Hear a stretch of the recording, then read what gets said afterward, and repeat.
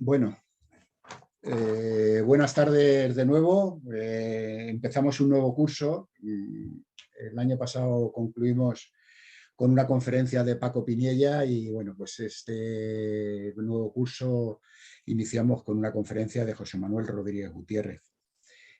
A José Manuel, pues bueno, le conocemos todos. Académico de la Hispánica de Filatelia y miembro de la Academia Europea de Filatelia. Ha sido vicepresidente de la Sociedad Filatélica de Madrid durante 17 años y vicepresidente durante 13, jurado FIL. Y es uno de los más importantes coleccionistas en activo con un abanico de intereses muy amplio. Es conocido por sus conocimientos en enteropostales y, por si no lo recordáis, en el 2005 fue el primer conferenciante que tuvimos en Afinet. Esto fue durante la primera convención realizada en Madrid. En aquella ocasión nos habló del correo urgente.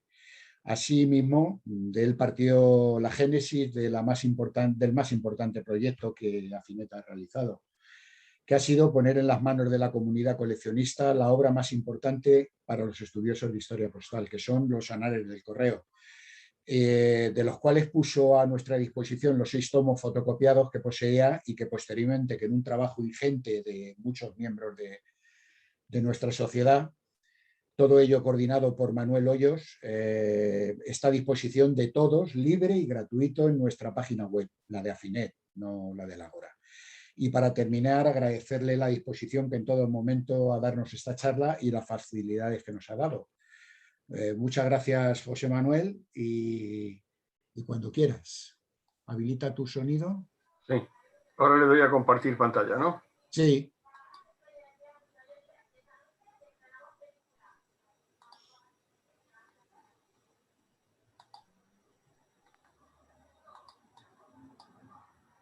Muy bien. Bueno, pues empiezo primero agradeciendo la cariñosa presentación que ha hecho de mí nuestro amigo Julián. En cualquier caso, lo que sí que para mí fue un honor hace ya 16 años estar con vosotros y contaros cosas de correo urgente, que casi seguro que empecé diciendo lo mismo que os voy a decir ahora. Y es que yo empecé a ser coleccionista con cierta profundidad a partir de los enteros postales. Tan es así que casi todo lo que he ido desarrollando ha sido que una vez me aparecía en un entero, me llamaba la atención y a partir de ahí lo desarrollaba no solo en enteros, sino ya en un sentido más amplio. Y fue lo que ocurrió con el sello de homenaje al ejército. Os comento también que lo que llamaríamos sobretasas obligatorias de ámbito nacional, pues siempre me han interesado mucho. Me han interesado por lo que suponían y por lo que además implicaba las singularidades de las mismas. Por ejemplo, el sello de homenaje al ejército tiene una singularidad muy curiosa, ¿no? Y es quizá el sello que de utilización obligatoria ha tenido menos periodo de vigencia en España, 11 días. Desde el 15 al 25 de julio del año 39, ambos inclusive. Bueno, pues me llamó mucho la atención, como os digo, y porque me lo encontré en un entero. Y a partir de ahí he ido desarrollando y al final pues me he divertido mucho. A ver qué pasa aquí.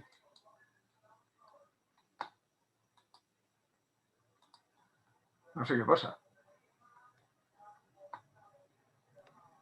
Tienes que pulsar en presentación de diapositivas y arriba a la izquierda desde el principio. Arriba, más a la izquierda, más. Bueno, ahora ya se ve, ¿no? Sí, pero para verlo entero, vete a la izquierda desde el principio. No, inicio no, más abajo. Ahí. No, para abajo. En ese mismo renglón, más a la izquierda, ahí. Ahí. Correcto. Vale, perdón. Entre mis habilidades no está la informática precisamente. O sea que lo siento por la audiencia. Bueno, vamos a seguir.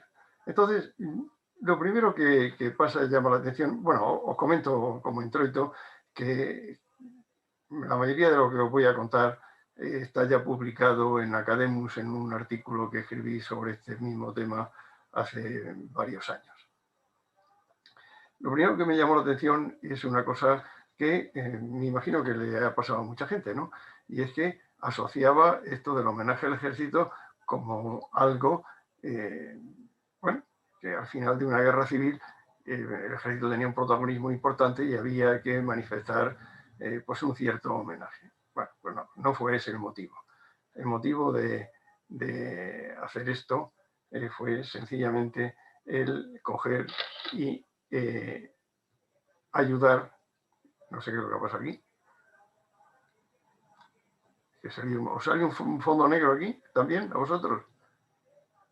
Que la potencia se apagará en 5 minutos para ahorrar energía. Pues si tienes que enchufar el portátil. Si está enchufado. Pues algo le pasa porque no tienes batería, parece. No es el portátil, es el fijo. Bueno, pues entonces os lo comento porque aquí he copiado las 2 disposiciones oficiales que generan y lo explican de alguna manera. Y como veis aquí, es un decreto del 6 de julio del año 39, autorizando una sobretasa postal durante los días del 15 al 25 del corriente mes para sufragar los gastos de la concentración de Medina del Campo. Esta era una concentración que la sección femenina de Falange, que tenía en el castillo de Medina del Campo, pues un centro suyo de formación que se le había cedido. Bueno, pues decidió hacer una convención y para sufragar los gastos de esto, pues no tenían dinero suficiente con sus propios fondos, incluso con las aportaciones que le daba el Estado. Y entonces, bueno, pues consiguieron que todo el producto de esta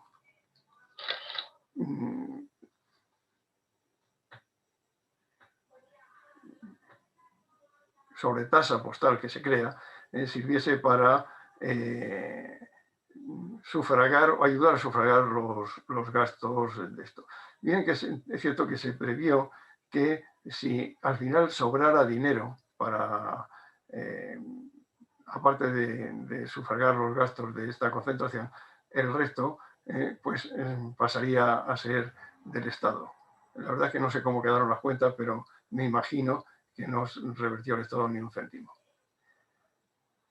Hay aquí una nota que se ve aquí arriba, en la parte de arriba que dice que la sobretasa de que se trata no afectará a la correspondencia postal destinada al extranjero. Claro, esto es normal y esto ocurría en todas las sobretasas en todos los países de la Unión Postal Universal, que no, las sobretasas que se hacían a título particular no podían ser extensibles internacionalmente hablando. Entonces se daba, por ejemplo, en el caso de Español, que sabéis que fueron miembros de la Unión Postal de las Américas, España y Portugal.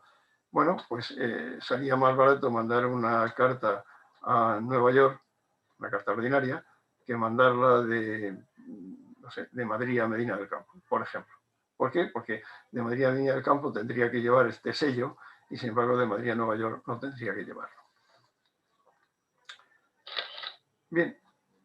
En otra disposición que se hizo simultáneamente el día 7 de julio, pues parece ser que hubo un error y entonces se hizo otra disposición correctora del error, que en el fondo, la verdad es que yo, por muchas vueltas que le he dado y comparando una con otra, no he visto el error en ninguna parte, quizás que no me he aburrido de mirarlo, pero bueno, lo más significativo es lo que aparece aquí arriba, y ahí dice: el mencionado sello únicamente tendrá valor de franqueo a los fines de pago de la sobretasa de referencia. Es decir, no puede utilizarse como sello ordinario. Tampoco estaba previsto otro tipo de utilizaciones de ningún tipo. Muy bien, pues este es el sello. Este es el sello del que vamos a dedicar esta charla. Al sello y a su utilización. Bueno, aquí veis un pliego de los 156 sellos. Oye, ¿se sigue viendo la mancha negra? ¿Vosotros la veis o no? Se ve bien. No veis ninguna mancha negra, ¿verdad? Bueno, pues entonces seguimos. Ya la veo yo, pero bueno, es que no entiendo por qué.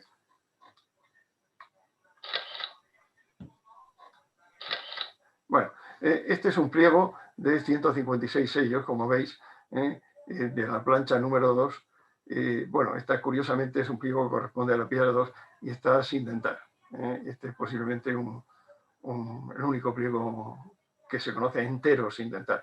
Claro que ha habido otros, porque son relativamente frecuentes encontrar piezas sin dentar. Incluso con dentar. Ya se me ha apagado. Perdonadme, pero esto no estaba previsto. Nosotros los vemos perfectamente. Bueno, pues mira. Bueno, aquí veis una tira de 3 con sin dentado vertical. Una cosa curiosa.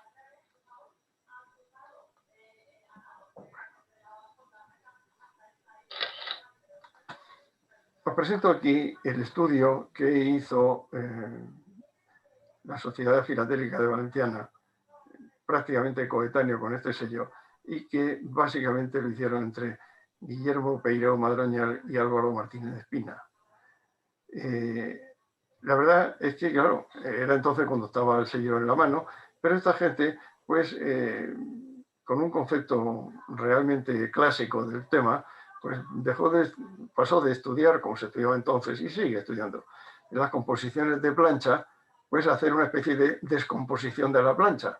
Y de ahí describen todos los tipos que aparecen en el bloque de reporte y que evidentemente yo he utilizado porque me ha parecido clarísimo y suficiente, y ahora os lo pasaré un poco por encima para que lo veáis.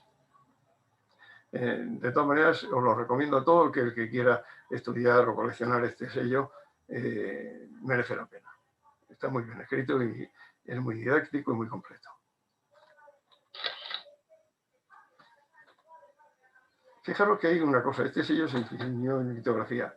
Nuestro amigo Leoncio Mayo me pasó esta nota en su tiempo, hace años, y la reproduzco entera porque creo que merece la pena. En todas partes figura como autor del grabado de este sello José Luis Sánchez Toda, José Luis López Sánchez Toda y Cámara. Sin embargo, acabo de ver en la biografía oficial de su hermano Alfonso, realizada por la Fábrica Nacional de Moneda y Timbre, que en 1939 colabora con su hermano José Luis en la emisión del sello Homenaje al Ejército. Lo que en la práctica significa que posiblemente José Luis le largara el trabajo a su hermano para que éste fuera soltándose y él se limitara a firmarlo. Hay que tener en cuenta que Alfonso en aquella época era un estudiante de grabado e ingresó en la Fábrica Nacional de Moneda y Timbre el año siguiente, en 1940. Yo estoy totalmente de acuerdo con la hipótesis de Leoncio Mayo. De hecho, en el pie de imprenta aparece Sánchez Toda, sin especificar si fue José Luis, Alfonso o ambos. La impresión litográfica se hizo con un bloque de reporte de 3x4 sellos, o sea, 12 sellos. Los pliegos son de 12 filas y 13 columnas, total 156 sellos. La tirada se hizo con 70.513 pliegos, es decir, 11.028 sellos, de los cuales se vendieron 5.760.142. No se vendieron en consecuencia la diferencia, 5.239.886. Al final, la Oficina Filatélica del Estado se quedó con el famoso tesorillo que se hablaba entonces, con 100.000 ejemplares, y se destruyeron 5 millones y pico de sellos. Es llamativo porque, ¿por qué se usaron solamente 5.200.000 sellos? Esos 700.000 sellos. Sencillamente porque eso eran las cartas que se hacían en 11 días. O sea, no hay otra razón, es decir, que se pasaron de rosca fabricando sellos que no se iban a utilizar. Quizá también para que hubiera remanente en todos sitios y no hubiera oficinas que estuvieran carentes de sellos, que sin embargo también sucede, como veremos. El bloque de reporte pues, identifica con estos números, que son los que utiliza el estudio de Peiró y Álvaro Martínez Espina. Aquí tenéis un bloque de reporte. La verdad es que es un conjunto de 12 sellos. Ahora mismo, a simple vista, es imposible saber cuál es cada uno. Ahora veremos las particularidades de cada una de las componentes del bloque reporte. El pliego tiene esta composición, como veis, está, claro, 156 sellos con 12 por 13 no corresponden de ninguna manera a un número exacto de bloques reporte. Entonces, como veis, hay 1, 2, 3, 4 por 3, 12 bloques reporte completos y abajo trocitos de 3 de distintos bloques reporte. De hecho, yo he tenido ocasión de estudiar varias de las planchas y estudiar consecuentemente la composición de la última fila, ¿no? Que es lo curioso. De hecho, ¿cómo se hicieron? Pues mira, las hojas impresas son 70.000, como hemos dicho, y el máximo de impresiones por piedra, porque estas piedras litográficas sufrían un desgaste, era de unos 10.000. La estimación que yo hago es de unos 9.000 y evidentemente se basa eso en la experiencia de los números aproximados de las hojas que se han podido estudiar. Si veis, la piedra, teóricamente, una numeración aproximada sería esta de 9.000. Entonces, la piedra 1 sería de 1 a 9.000. La 2 de 9.000 a 18.000. La tercera de 18.001 a 27.000. Se conoce que hay una con la numeración 28.832. O sea que se pasaron un poco. Consecuentemente, la hoja número de piedra 4, bueno, pues aquí he dicho que empiecen en 27.000, sería una cosa teórica, porque ya sabemos que hasta las 28.000 fueron de la piedra anterior. Bien, se conoce perfectamente y yo puedo identificar la pieza esta, en la número 29.403. La plancha 5 no la he estudiado, estimamos este número de hojas aproximado, y lo mismo con la 6. En la 7, que sí, que ha sido la que más he tenido ocasión de conocer, 3 pliegos, van de las 54.000 a las 63.000, y hay estos 3 números, 59 y 60, quiero decir, la parte casi final que he podido comprobar. Y en la número 8 se asumo que van de las 63.000 a las 70.000. Ciertamente, sin embargo, se conocen 2 hojas comprobadas anteriores. Con esto que subrayo que esta numeración que di hoy es aproximada sin más, o sea que no tiene más valor que el orientativo, dado que las piedras, pues claro, como ya me imaginéis, se cambiaban cuando se desgastaban, pero había unas que se desgastaban antes que otras y esto pues no permitía una corrección y una conclusión prácticamente aritmética de todas las hojas.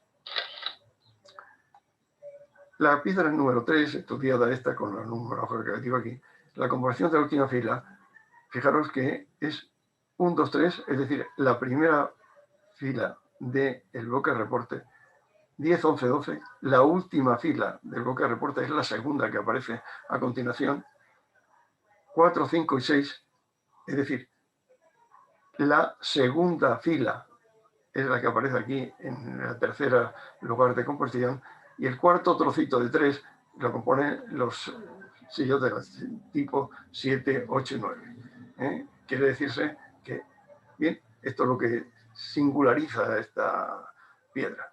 La piedra 4, estudiada, la que he podido yo estudiar, que es la de 29.407, empieza igual que la anterior, 1, 2, 3, 10, 11, 12, 4, 5, 6, igual que aquí. Pero al final pues cogieron otro trozo de otro bloque de reporte y lo colocaron aquí, sin más. Es decir, curiosamente en esta se utilizan todos los sellos del bloque de reporte, aquí no se utilizan todos y 3 se repiten.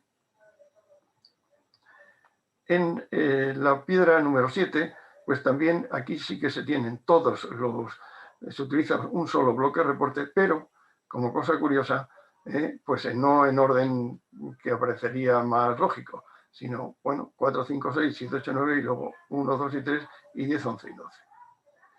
Y por último, en la piedra número 8, tenemos el mismo caso que vimos anteriormente. Se repiten los 3 primeros fragmentos, igual que, perdón, los 2 primeros, y los 2 siguientes ya cambian. Bien, esto es esas cosas en las que nos ponemos a estudiar, quizás cuando no tenemos cosa mejor que hacer. Bien, el sello, como todos, empieza con un diseño. El diseño es de Rosario Velasco.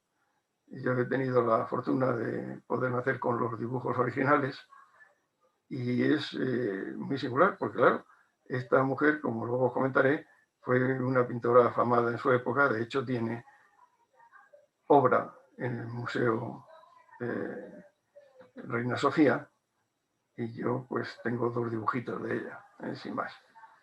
Hay anotaciones aquí manuscritas que, bueno, dice que haga la letra que como quiera, él sabrá mejor, se refiere al grabador. Tamaño de sello, lo pone aquí orientativo para que se vea cómo está.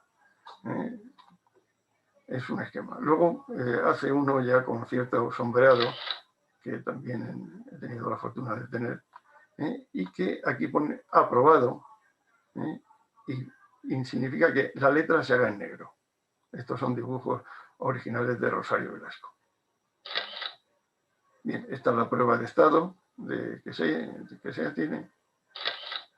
Y este es una foto a la que tengo mucha simpatía, porque hay, bueno, en internet uno puede encontrar muchas fotos de Rosario Velasco. Esta para mí tiene la gracia de que me la mandó Belén Ugarte, que era nieta de Rosario Velasco, cuando fuimos a hacer el artículo de que os he hablado. Es una foto dedicada a Nieves y Manolo y con la firma autógrafa de Rosario.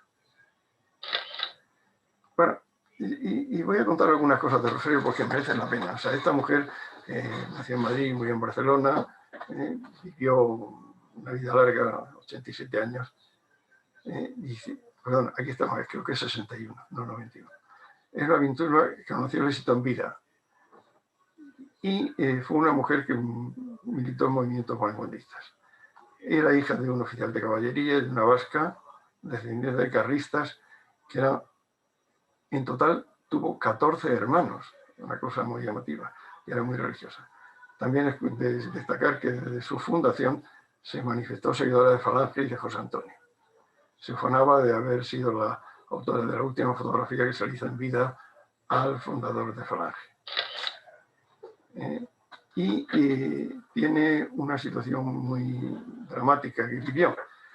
Fue testigo de cómo un grupo de hombres sacaba a una monja de un convento para con intención de fusilarla y del balcón arrojó algo que los milicianos se vieron obligados a oír. Pero claro, esto se la guardaron, y estando en Llavanderas, donde le habían mandado para hacer unos trabajos como pintora, un grupo de anarquistas que sabían que eran falangistas, la llevaron a la cárcel Modelo de Barcelona para fusilarla al día siguiente. Y se libró por los pelos, porque su novio, que era Xavier Ferrerós, con el que luego se casó, y otro amigo consiguieron sacarla escondida en una carretilla. Poco después, Javier y Rosario se casaron en Barcelona en una ceremonia religiosa casi clandestina y la pareja que huyó a Francia tuvo una hija que se llama María del Mar. En la misma celda había otra compañera también falangista que se aclaró, esa sí la fusilaron al día siguiente. Aquí tenemos una prueba de su militancia falangista, porque esta es Pilar Primo de Rivera y esta es Rosario Velasco. Bueno, pues vamos al sello, que es lo que nos interesa. Aquí aparecen los 12 tipos que componen el bloque reporto en la descripción, que hace con mucha minuciosidad y de una forma muy didáctica Álvaro y Peiró. Como veis, está aquí definida. No os lo leo porque es con un perder tiempo, pero vosotros podéis encontrarlo en el librito de que os hablo, que es muy didáctico. De todas maneras, yo le he mandado copia de esta presentación a nuestro amigo Julián, que evidentemente puede ponerla a disposición del que la quiera. Paso sin más, verificando que están todos. El 3, el 4, el 5, el 6, el 7, el 8, el 9, fíjate que el 9 tiene muchas singularidades, el 10, el 11, y sin embargo el 12 yo creo que ya era lo que les quedaba y ya, pues bueno, lo aceptan. Aunque es curioso porque tiene aquí una ñ en homenaje, que es el que normalmente la gente identifica con más frecuencia como una variedad. No es una variedad, son tan variedad uno como otros, todos son iguales de variedades. Todos lo único que ocurre, y todos tienen, si queréis, la misma rareza, porque todos forman parte del bloque de reporte. Una cosa que ya empezando en la utilización del sello en cuestión, hay una cosa a destacar, y es que hubo mucho rigor, y de forma manera que si no lo ponías te lo reclamaban. Aquí tenemos un ejemplar reclamado día 17. Evidentemente, como en correos, como sabéis, la reclamación se hacía en el primero del destinatario o del remitente que podían identificar. Yo estoy convencido que esto se reclamó en Zaragoza porque se veía claramente quién era el remitente, se podía hacer. Bueno, en la mayoría de los he estudiado el tipo, el bloque que corresponden, que es evidente que aquí hay más ahora, sería imposible verlo, pero bueno, vosotros lo queréis, es el número 11. Bueno, esta es una carta que aquí también, bueno, sencillamente está mal el texto.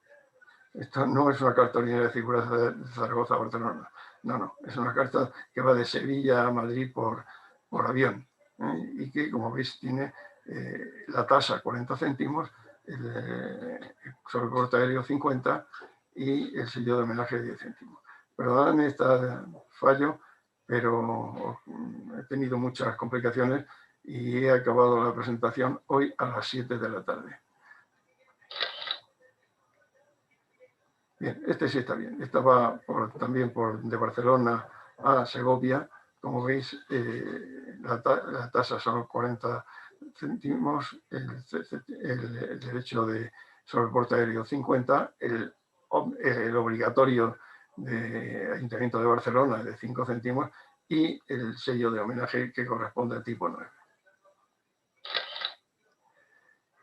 Bueno, esta figura de Santa Cruz a Berlín, es el tipo 7 el que ilustra la carta, y bueno, la tasa aquí serían 70 céntimos, que serían compuestos por y luego el sello de una peseta tenía que ser 95, o sea que en total es el franqueo que aquí lo compone, y que ahora mismo, como no tengo las gafas puestas, no puedo decir exactamente los sellos que la componen. Bien, aquí esto tiene su gracia, porque aquí lo más significativo es que, bueno, va de Barcelona a Buenos Aires, y la sobretasa pues no hace ninguna falta. Evidentemente va con la tarifa específica de los países de la UPAE sin problema, y los tasas y los derechos de correo aéreo correspondientes. Aquí esta es una casa exagerada, ¿no? Hay condiciones extremas en las cuales pues hubo cartas que se echaron al correo sin sello, y claro, hubo que reclamar tanto la tasa como la sobretasa de... Llamo esta atención porque, fijaros, a mí una de las cosas que me interesan mucho también, aparte del homenaje al ejército y otras curiosidades, es el correo reclamado. Bueno, pues si os fijáis, tengo varias cartas de correo reclamado de esta misión también. Coño, pues casi todas son de Zaragoza, así, qué fatalidad. Esta es una carta muy curiosa. Tiene varias singularidades. Primero, como veis, circula desde Linares a Sevilla, y va por correo urgente. Consecuentemente, pues aquí tiene su sello de tasa de correo urgente, y los 25 céntimos de urgencia pues este de correo, la tasa ordinaria. Y la urgencia son 20/5, son sellos sustitutorios, que bien, era una práctica habitual del correo, que cuando no había sellos de un determinado tipo para sufragarlos, pues utilizaban sellos ordinarios, no el sello específico de urgencia. Pero va dirigida a lista de correos, curiosamente no tiene el reintegro de lista que sería preceptivo. Y es curioso porque seguramente todos habréis podido observar que son pocas las cartas dirigidas a lista de correos que tengan adherido el sello de reintegro de los 5 céntimos correspondientes. Bueno, fue evolucionando la tarifa de lista durante unos años, pero es raro. O sea, la verdad es que no llega al 5% de las cartas que he visto de lista de correos que tengan el reintegro correspondiente. Y por último, pues claro, como estábamos en el año 39, en un pleno inicio de la posguerra, pues fijaros que esta carta no lleva remite. Bueno, y el de señor de la censura pone este texto posterior, el reverso, que tiene mucha gracia. Dice: la censura advierte que no deben circular cartas sin el saludo nacional, el famoso Arriba España o Viva Franco o todas estas cosas. Dice, y además, subrayado, sin el nombre del remitente de la carta. Vale. O sea, es una especie de aviso a navegantes. No lo hemos dicho antes, pero en los decretos que os presentaba, aparecía también que este sobretasa era obligatoria en toda correspondencia cuyo franqueo fuera superior a 15 céntimos. ¿Eso qué quiere decir? Pues quiere decir que las franquicias, como el franqueo es cero, pues obviamente no necesitan este sobretasa. De todas maneras, quizá, como yo digo, quizás se viera un exceso de celo patriótico de los remitentes. En este caso, pues era gente que ofrecía una correspondencia oficial o la adoptaba. Llamo vuestra atención también en que, y esto hay que mirarlo con una óptica de qué es lo que pasaba entonces. Acabamos de finalizar una guerra civil. Y había quien ganó la guerra y había quien perdió la guerra. Y desde luego nadie quería significarse como perdedor por la cuenta que él traía. Entonces lo que llamaríamos exceso de celo patriótico había por todas partes. Aquí tenemos otra carta con franquicia de Falange, como vemos aquí, y circularidad de Cervera a Lérida, y con su sello que no tenía por qué ponerse. Aquí tenemos otra franquicia que, sin embargo, sí que tiene que tener el sello de homenaje al crédito. Fijaros, aquí tenemos la marca de franquicia y aquí la marca de censura. Son censuras muy raras y franquicias muy raras que bueno, he tenido la fortuna de tener dos piezas, esta y la otra, de la que he sacado estas reproducciones para que se vean mejor. Dice, auditoría del Ejército de Ocupación, censura militar. Estamos en Madrid. Esta carta va certificada. Las franquicias paraban solamente lo que era la tasa ordinaria, pero los servicios, entiéndase, urgencia, correo aéreo, certificado, etcétera, eso no lo han parado la franquicia. Dicho de otra manera, el que quisiera poner una carta con franquicia y certificar, el sello de certificado había que ponerlo. Y aquí lo tenéis. ¿Qué ocurre? Que entonces el franqueo de esta casa son 40 céntimos, más de los 15 de los que estábamos hablando hace un momento. Por tanto, sí que era preceptivo poner el sello de homenaje al crédito. De todas maneras, llamo vuestra atención, esta marca es muy rara y se cambió rápidamente. Yo es la única, bueno, conozco dos y las tengo las dos, pero supongo que habrá más, como es natural. Fijaros qué es lo que pone. Auditoría de guerra, lo estáis muy bien, del ejército también, de ocupación. Esto duró poquísimo porque, claro, con la terminología de los vencedores, Madrid no fue ocupada. fue liberada. Claro, entonces esto de ocupación lo quitaron porque no era muy ortodoxo ponerlo, ¿no? Muy políticamente atractivo. Bien, este fue quizá el primer entero que yo encontré con un sello de homenaje al ejército y hizo que me enganchara al homenaje al ejército al estudiar esto. Aquí, como ya os imagináis, este tiene 15 céntimos y desde el 10 de noviembre del 38 que subieron las tarifas en la zona sublevada, pues del 10 de octubre de noviembre del 38 la tarifa subió a 20 céntimos, con lo cual este entero necesitaba este complemento de franqueo de 5 céntimos para cubrir la tarifa vigente. Y aparte, ya se eleva de 25 su obligatorio sello de homenaje al ejército.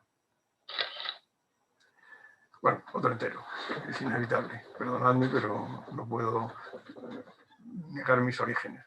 Este es lo más gracioso, bueno, lo más significativo, lo más llamativo de este entero, pues ese es el propio entero, no tanto la circulación. O sea, el sobre de Cervantes, el entero de Cervantes con sobrecarga de 20 céntimos, pues es raro. Hay, ¿no? Pero es raro. Este tiene también cierta gracia y lo he puesto no tanto porque es un entero común y tiene el sello de homenaje al ejército, por supuesto, que si no lo hubiera puesto, sino porque fijaros qué es lo que tiene aquí, una marca de censura que está compuesta por el tampón de la Guardia Civil, Guardia Civil, y una nota manuscrita a lápiz rojo, censura militar. Las censuras militares manuscritas son muy infrecuentes. Este otro, pues lo pongo porque, no sé, porque la triste situación del destinatario va dirigido al campo de prisioneros de guerra de Puerto Aceli, grupo número 39, apartado oficial número 1036 de Valencia. Va circulada desde Barcelona, fijaros que es un nombre de mujer dirigida a un prisionero, era su esposa. Bueno, también había tarjetas postales, tenían que llevar su correspondiente sello de homenaje al ejército. Aquí está su tasa de 20 céntimos y esta circula de Granada a Barcelona. Además, tiene este sello benéfico. Fijaros que es curioso. La tasa eran 20 céntimos, la tarifa. 15 céntimos de sobretasas que no les quedaba más remedio que poner. O sea, que da prácticamente, es que quiero llamar la atención de que esto era un gravamen económico muy grande. Muy grande, o sea, un 75% más caro que si no lo llevara. Bien, esta otra, sin embargo, pues no tiene más que, fijaros, sí, un 50% más cara, por ser otra tarjeta postal. En vez de los 20 céntimos de tarifa, pues hay que poner 10 céntimos más. Bueno, esta es una carta bonita, filatélicamente hablando, porque va circulada por correo aéreo certificado de Barcelona a Francia, el 14 de agosto. Aquí la sobretasa es innecesaria por dos razones. Primero, porque va dirigida a Francia, que no hacía falta. Y segundo, porque estamos fuera ya del periodo de obligatoriedad. ¿Y por qué han puesto el sello de homenaje al ejército? Bueno, pues puede haber muchas razones. Una que sencillamente cuando esto salió compraron unos cuantos y le sobraron y bueno, ya que lo tenían lo ponían. Pero yo creo que había una cosa subyacente y es que la gente, mucha gente, se veía con una cierta inseguridad personal y quería reflejar su, ¿cómo diría?, su simpatía al vencedor, aunque fuera lo contrario. Bueno, pues es curioso porque tiene una tarifa que, muy clara, son la primera tasa es 70 céntimos, la segunda fracción son 45 céntimos, hasta ahí solamente lo que es la carta normal. El derecho de certificación, 70 céntimos también, y el sobreporte aéreo son dos fracciones de 20 gramos, 2 pesetas, total 3,85. Bueno, esta carta le pasa lo mismo que la anterior. que tampoco tendría por qué llevar pero ves que son muy bonitas. O sea, yo perdóname, pero aquí lo que más me gusta es no sé, la estética que mandan en esta carta, que además la quieren que vaya por correo urgente. Bueno, por avión y por urgente. La verdad es que no va por avión y por urgente, va solo por avión. O sea, urgente no va. ¿Por qué? Sencillamente porque no se ha pagado el derecho correspondiente.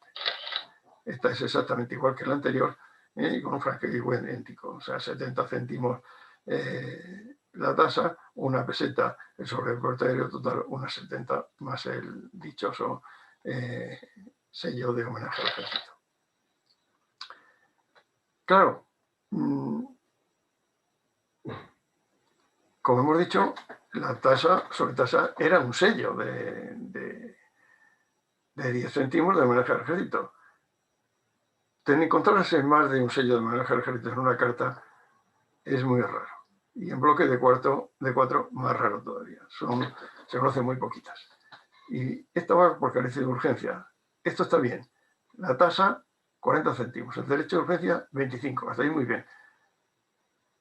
40 y 25 son 65.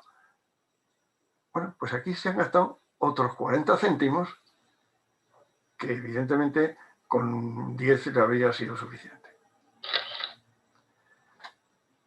Otro caso. Fijaros que va a Francia. Entonces es claramente innecesario el sello de homenaje al ejército. Bueno, pues aquí le han puesto 4. O sea, la tarifa que se aplica y el franqueo está perfectamente justificado. Las dos primeras fracciones de 20 gramos son 70 y 45 y el sobreporte aéreo, 2 fracciones de 20 gramos, 2 pesetas, total 3,15. Esta es también lo mismo, tampoco haría falta porque va a París, pero esta es especialmente bonita porque va por avión certificado y con un bloque de 4. Y además, fijaros que es la primera, dice, ligación aeropostal nocturna, el 25 de julio del 39, a París, a través de Marsella. Y aquí tiene las marcas de cada. Es evidente que mucha de esta gente es que eran filatelistas y se procuraban esmerarse. Es el caso de esta carta. Esta carta a mí me parece estéticamente preciosa. Aparte de su tarifa que está aquí explicada con detalle, es repetir un poco lo que hemos visto anteriormente. Es que además el sobre de la Junta Provincial de Turismo es muy bonito. O sea, en sí mismo ya es que es bonito por delante y por detrás. O sea, que y por eso lo he contado. Bien, otra pareja. Vuelve a dirigirse a Alemania y también innecesario este sello y menos en pareja todavía, como es lógico. Va desde Barcelona y también lleva este sello que también es necesario, porque solamente los reportes son necesarios en la correspondencia en el interior de la nación. Otra pareja doble, también a Alemania. Hay quien opina que todo este exceso, entre comillas, de patriotismo, se da mucho en la circulación a Alemania. Es decir, se supone que ya había un número importante de alemanes en España que tenían una relación que luego se continuó a lo largo de la Segunda Guerra Mundial.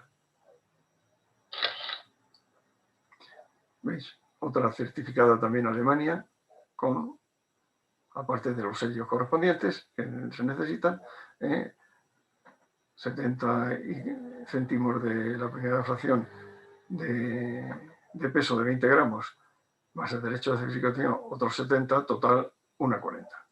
1,40. Y este es la última adquisición que he encontrado y que es muy espectacular por el elevado número de sellos. Y fijaros que hay 9,65 pesetas de franqueo. más los 40 céntimos estos que aparecen por aquí. Pero en el reverso también aparecen un montón de sellos benéficos.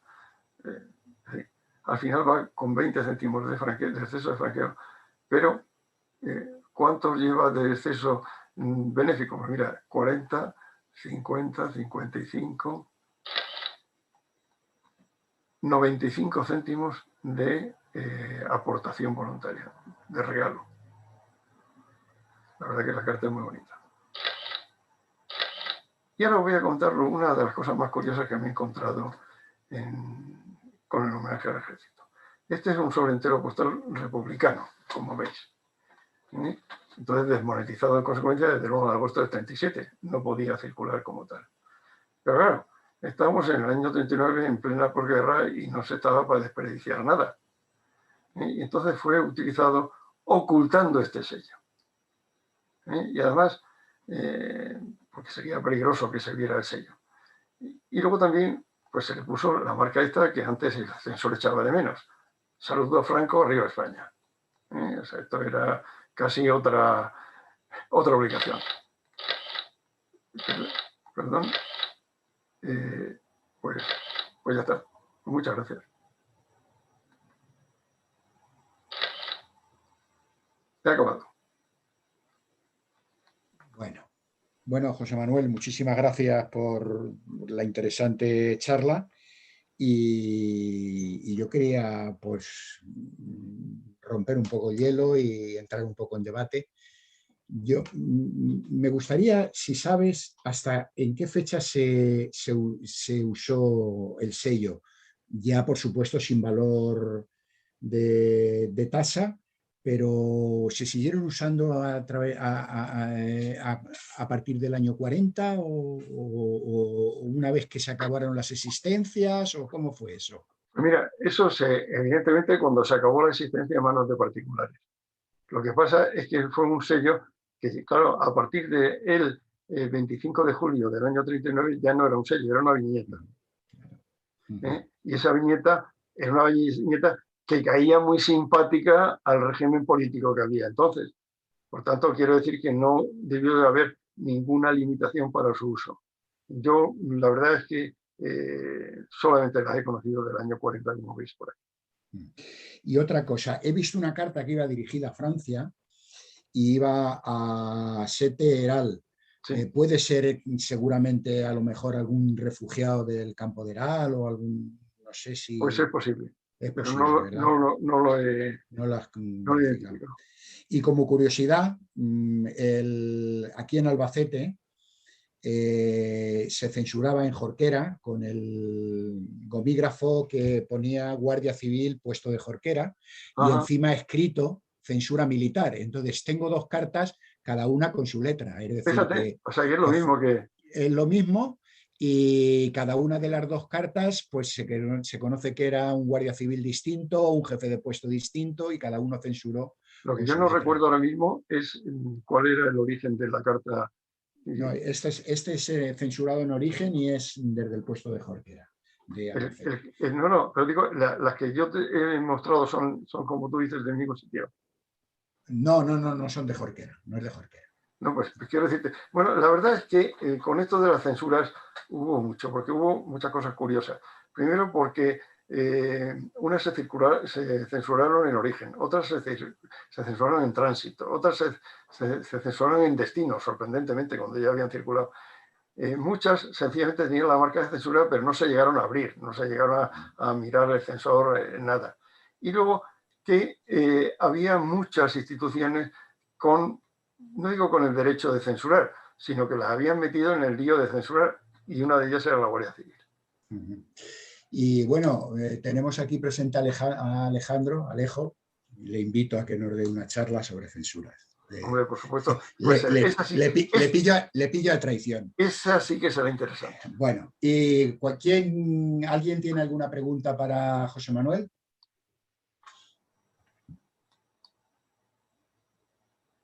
A ver, podéis ir entrando si algo. Bueno, no hay preguntas. Mira, te hago yo una. José Manuel, enhorabuena por la charla, muchas gracias por compartirlo con nosotros. Seguro que te lo han preguntado otras veces, pero para este viaje hacían falta esas alforjas, digamos, para 10 días de una sobretasa que recaudaron 500.000 pesetas. Hacía falta diseñar un sello, imprimirlo, distribuirlo, destruirlo, todo eso. Todo el trabajo extra que hacía falta en el control de la correspondencia, etcétera. ¿Realmente hacía falta esto o es una invención filatélica nada más, como muchas otras cosas? Vamos a ver. Para empezar, 500.000 pesetas del año 39 era mucho dinero. O sea, eso no... Pero una convención en Medina del Campo no costaba 500.000 pesetas. Bueno, un momentito. Había que financiar a la sección femenina de Falange, que tenía una implantación nacional. Ten en cuenta que esa convención implicó gastos de transporte, de traslado, que la gente vino allí y tal y cual. En cualquier caso, también era una forma de propaganda política. O sea, desde luego, interés filatélico no hubo ninguno, eso te lo puedo garantizar. O sea, lo que sí que es verdad que hubo interés político y ganas de darle dinero justificado, entre comillas justificado, porque claro, al principio es que, a ver, el proceso fue que esta gente empezó, este sello se hizo después de hacer la reunión, no se hizo a posteriori. Cuando se hizo, el déficit que tenía la sección femenina de Falange era importante.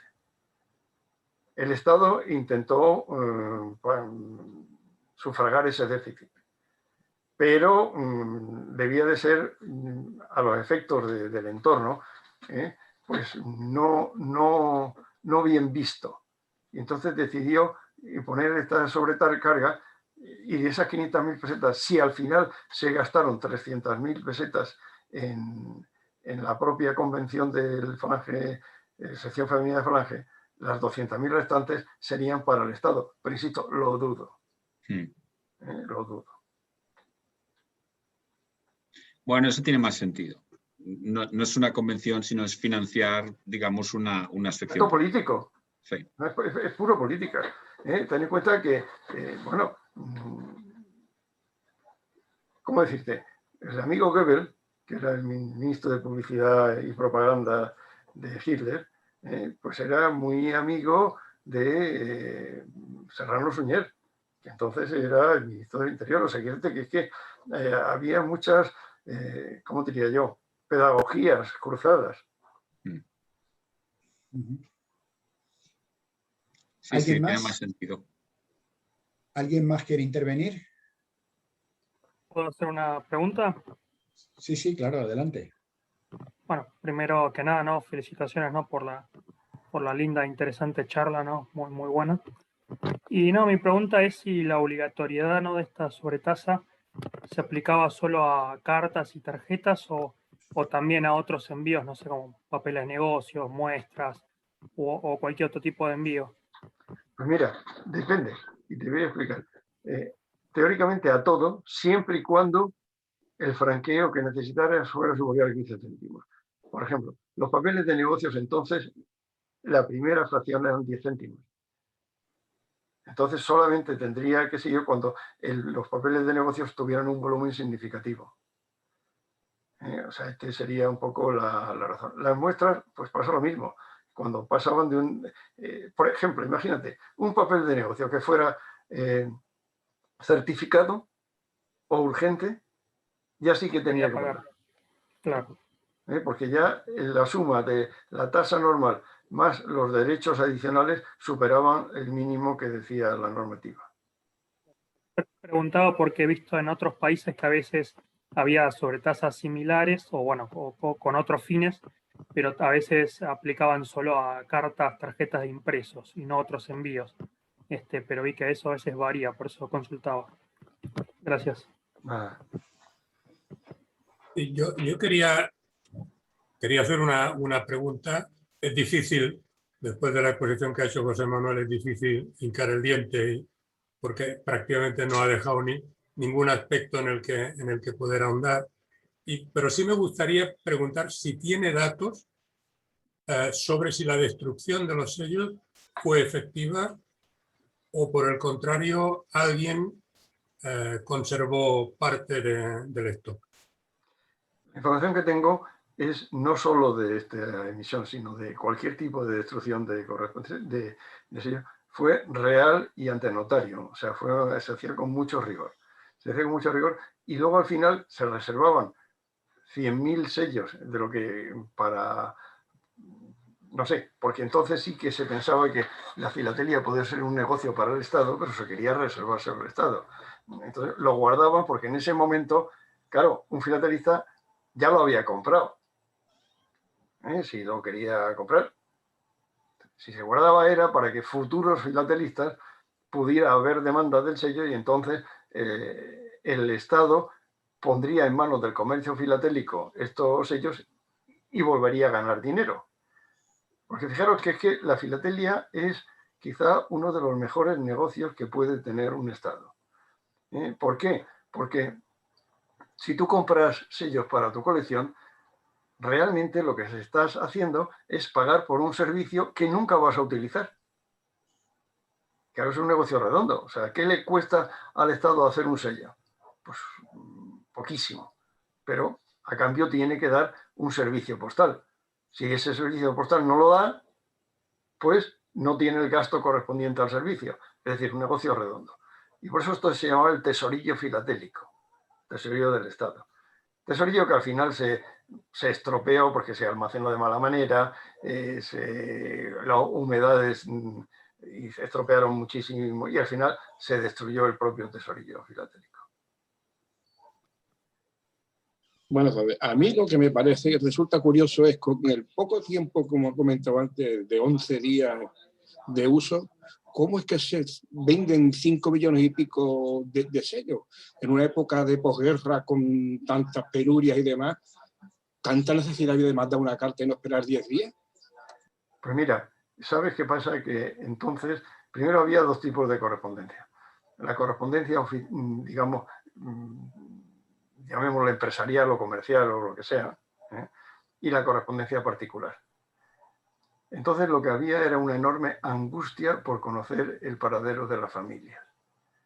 Entonces hay muchísima correspondencia. Entonces, para interesándose por su hijo, que si está muerto, que si está vivo, que si está preso, que si está escondido, que si está... ¿Entiendes? Había mucha circulación. Y no es... O sea, vamos a ver. Se hicieron... Fíjate tú, podemos asumir que si en 11 días se hicieron 5 millones y pico, 6 millones de cartas con este sello, pues quiere decir que estábamos hablando del orden de medio millón de cartas diarias. Es decir, 180 millones de cartas al año. Eso es poquísimo. Se firmaron muchísimas más cartas al año. Muchísimas más. No te sé decir ahora mismo, pero no hay más que ver por ahí. Hay estadísticas de correos que se pueden consultar. No, circulan muchísimos millones de cartas. Muchos países envían miles de millones al año. Aparecen las estadísticas de distintos correos. Era normal, sí. Sí, sí. Manuel, Sí. bueno, felicitarte por la conferencia. Muchas gracias, no es para tanto. Y bueno, quería preguntarte, has mostrado más de una carta con bloques de 4, sí, alguna con pareja, ¿no?, que ya son raras.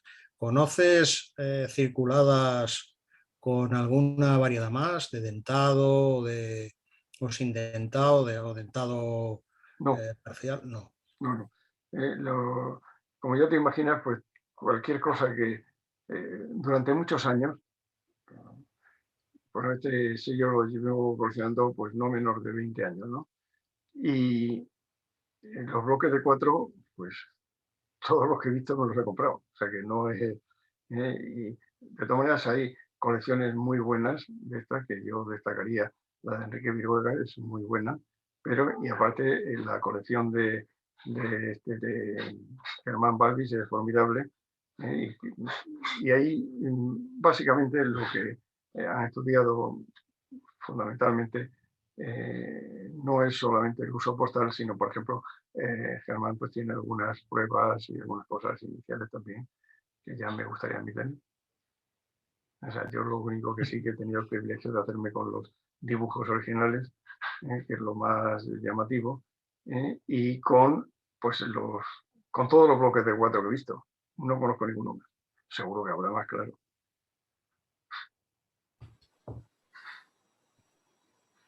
Bueno, ¿alguna intervención más?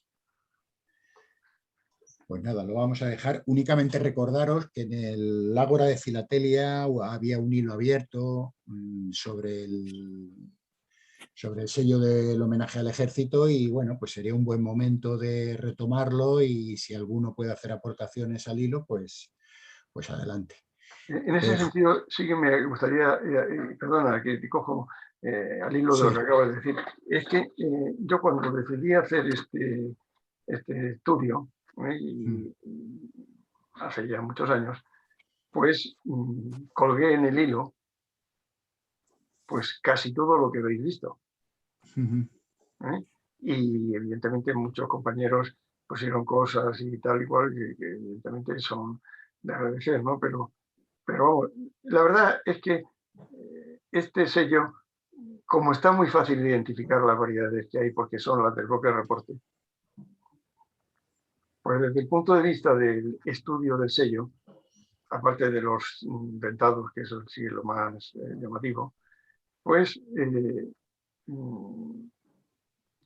tiene la singularidad de las utilizaciones postales un poco atípicas. De todas maneras, no se ve mucho.